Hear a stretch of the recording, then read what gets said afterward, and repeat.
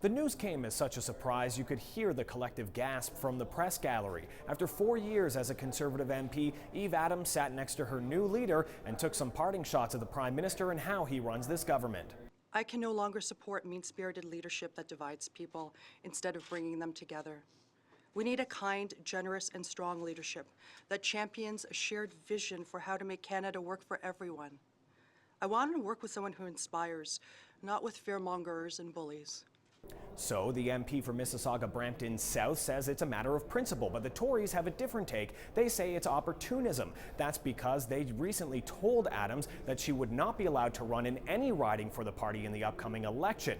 The reason for that is due to a nasty nomination battle in Oakville, North Burlington, where Adams and her opponent both accused each other of misconduct, and they were both forced to drop out of the race. The Conservatives are taking extra shots at Adams, saying she's turning her back on her constituents. They rejected, when they voted for her, high taxes and a high debt agenda of the Liberal Party. So she will have to face the people at some point.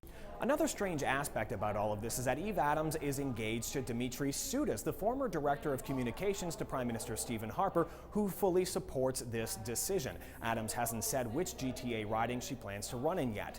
Now, this is the second MP that the Prime Minister has lost recently, and that's forced him to shuffle his cabinet. John Baird abruptly resigned last week, so the new Foreign Affairs Minister now is Rob Nicholson. To replace him in Defence is Jason Kenney, and to replace him in Employment is Pierre Poilievre. So basically what we've seen today are two big positioning moves from the government and from the Liberals. The Liberals are trying to show that they are a big inclusive political tent and they can take people in from all parties. The government is trying to show some strength in the Prime Minister's inner circle amidst these high-profile departures, moving some key loyal politicians into these major portfolios. In Ottawa, Cormac MacSweeney, City News.